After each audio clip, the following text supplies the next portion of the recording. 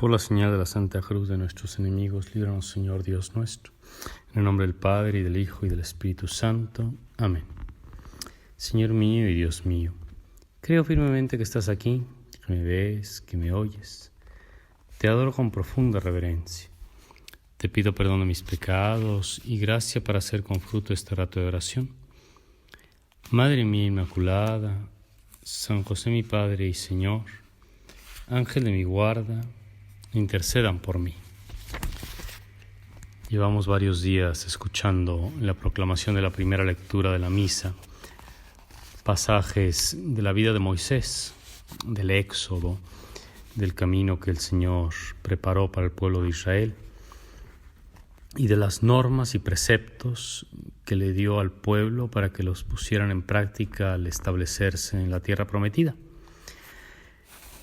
Y como hemos escuchado a lo largo de estos días, hay muchísimas reglas, muchísimas indicaciones litúrgicas, cultuales, cómo debía ser el templo, cómo debía ser el arca de la alianza, las que se refieren a la idolatría, todo lo que tiene que ver con la religión. Y ahora de pronto nos encontramos hoy al escuchar el texto de la primera lectura con unas indicaciones que podríamos llamar de justicia social. Es Dios que le explica al pueblo cómo debe comportarse en el jubileo. Y eso quiere decir ya desde el Antiguo Testamento que las relaciones económicas, las relaciones entre los pueblos y de la propiedad privada no son ajenas a la vida de fe. Que la vida del cristiano también implica una responsabilidad social y económica. Cuando nuestro Señor Jesucristo dijo que había que dar a Dios lo que es de Dios y al César lo que es del César, dijo con claridad que había que ocuparse de las cosas del César, de las cosas económicas y materiales, de lo que se refiere a las leyes del Estado y a las normas de la propiedad y de la compraventa, y así sucesivamente. En el texto del libro de Levítico que hoy escuchamos se dan indicaciones sobre los jubileos y sobre las compras y ventas y cómo tenían los israelitas que cumplir una serie de requisitos y de normas para vivir la justicia social. Para que no haya pobres, le dijo Dios al pueblo, entre los tuyos. Sobre todo esto la Iglesia ha reflexionado mucho y ha mencionado cómo hay una solidaridad fundamental entre todos los pueblos, entre las relaciones humanas, las relaciones de interdependencia entre los hombres y los pueblos son de hecho formas de solidaridad que deben transformarse, dice el compendio de la doctrina social de la Iglesia, que deben transformarse en relaciones de una verdadera y propia solidaridad ético-social. La solidaridad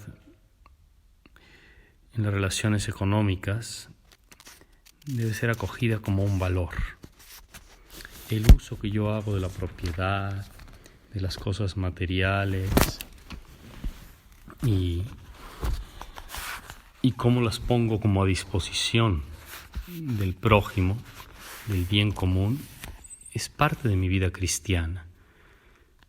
El acaparar sin medida, el tener cosas que no uso, el impedir por un espíritu de acaparamiento que otras personas puedan tener oportunidades para crecer en su vida material, en su vida económica, todo eso desdice del Evangelio y de la palabra de Dios. Es cierto que habitualmente estos discursos o estas reflexiones se hacen a niveles macroeconómicos o respecto a los responsables de las naciones. Pero también a nivel doméstico hay que aprender a vivir con esta mentalidad. La doctrina social de la Iglesia acerca de la solidaridad pone en evidencia el hecho de que existen vínculos estrechos entre la solidaridad y el bien común, la solidaridad y el destino universal de los bienes, la solidaridad y la igualdad entre los hombres y los pueblos, y todo eso que conduce a la paz. Yo no debo pensar que lo que tengo, porque lo he heredado o porque me ha sido dado gratuitamente, puede estar arrumbado en un baúl décadas y décadas y décadas, sabiendo que alguien más podría disfrutarlo, que alguien más podría darle un mejor uso. ¿Cuántas sorpresas quizá nos llevaremos en el purgatorio al descubrir que se están pagando ahí años de purgación por haber acumulado cachivaches, cosas que alguien más podía haber usado y que yo he guardado por un mal afecto, por una mala afición a las cosas materiales? Esta ley de los jubileos de la que nos habla hoy la lectura de Levítico justamente ponía un remedio a esta mala forma de propiedad. Con razón, dice el Señor, o dice Moisés, ¿no? Dice el Señor por boca de Moisés que si tu hermano, si alguien de tu pueblo, ¿no?, te había comprado, te había vendido, al año 50º tenías que declarar un año santo, la liberación para todos los habitantes del país, un jubileo para reintegrarle su propiedad, cada uno en su clan. Claro, quizás en las condiciones actuales sería prácticamente imposible llevar esto a cabo, porque ya ni tenemos clanes, ni sabemos exactamente cuál era la propiedad que pertenecía a mi tribu.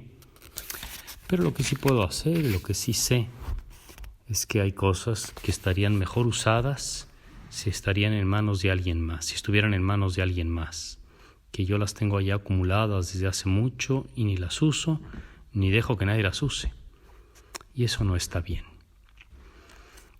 El sentido de los jubileos era precisamente reconducir a los bienes materiales a un estado en el cual las diferencias económicas no fueran tan grandes que se hiciese imposible que los que estuvieran hasta abajo de la escala económico-social pudieran salir de ella. ¿Cuántas cuentas tendrán que dar los dirigentes de las naciones, los que tienen en sus manos las riquezas de los pueblos, sobre todo lo que hayan acumulado? El mejor uso que se le puede dar a una riqueza es que esté en manos de quien la trabaje y quien la ponga a disposición de quien a su vez cree más fuentes de trabajo, y así sucesivamente. Todo esto forma parte de la fe. La religión pasa por, decirlo así, por la economía, por la responsabilidad de los bienes materiales. Hay una solidaridad entre todos los hombres y cada uno de nosotros ha heredado unas condiciones de la generación anterior. Lo que es lógico es que al salir de este mundo dejemos las cosas un poco mejor. Y bueno, pues maneras concretas de hacerlas existen muchas, desde dejar un testamento bien hecho para que los demás no tengan que padecer el desorden de mi falta de testamento, hasta quienes teniendo bienes materiales los disponen. Hay quien, y por qué no decirlo, hay quien no tiene herederos y decide dejar en herencia sus cosas a la iglesia, y esto se hacía antiguamente y lástima que se haya perdido, porque de esa manera la iglesia podía acudir a mucha gente, ¿no? Podía ayudar a muchas personas. En fin, hay muchas formas de no hacerse cómplice de una acumulación innecesaria de bienes y, por el contrario, poner los bienes que nos han sido dados al servicio del bien común. La palabra de Dios que le fue entregada a Moisés quería no solamente que el pueblo de Israel aprendiese a reconocer al verdadero Dios, sino que aprendiese a reconocer que la caridad al prójimo se vuelve material, tangible, se vuelve económica. Y muchas veces allí es donde notamos que efectivamente nuestra caridad es real, cuando toca el bolsillo. Te doy gracias, Dios mío, por los buenos propósitos, afectos e inspiraciones que me has comunicado en este rato de oración. Madre mía Inmaculada, San José mi Padre y Señor, Ángel de mi guarda, intercedan por mí.